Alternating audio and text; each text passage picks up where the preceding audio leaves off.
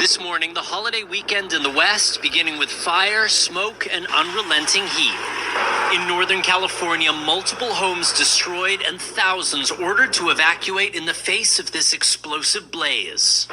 And in LA, fire crews facing a surge of heat-related 911 calls. If you're working day after day after day, and you have the increased heat, that makes it obviously that much more difficult. Nearly 50 million Americans now under heat alerts, with daily records potentially shattered by triple-digit temperatures from California to Utah to Montana. Scorching weather forecast until at least Tuesday. It's horrible. Worst I've seen in years. Across California, temperatures 10 to 20 degrees higher than normal.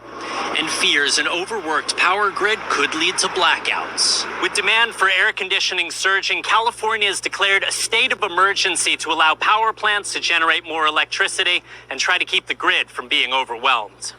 Californians asked to cut back on energy use during the peak hours of 4 to 9 p.m., not using dishwashers and keeping the thermostat at 78 or higher. Do you feel confident your systems can hold up in the heat? We're prepared in case we do have outages related to the heat. Right now, the system's looking good. Despite the heat, nearly 13 million people are expected to fly this holiday weekend, up 20% from last year. Others hitting the road, filling tanks with prices still high but getting cheaper. The national average now well below $4. I'm glad they've ticked down a little bit. They still are terrible. The unofficial last weekend of summer looking to be the most punishing yet. And right now, there's no indication that the heat is directly disrupting holiday travel plans, but that could change quickly if the power grid here in California gets overwhelmed and we end up in rolling blackouts. Kristen?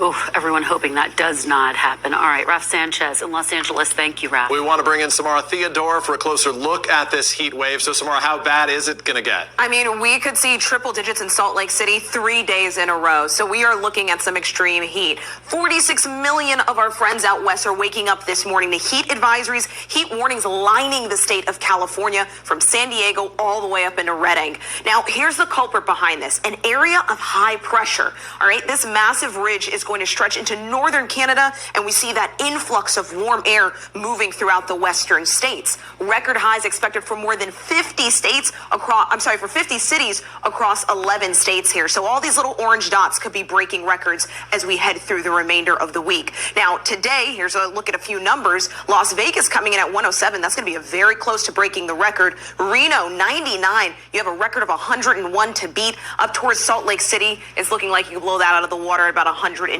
degrees today. This continues. In fact, we're going to see the peak of this heat tomorrow into Monday. As we head through tomorrow, temperatures will be in the triple digits. Death Valley, Wednesday, 121 degrees. Kristen, Peter?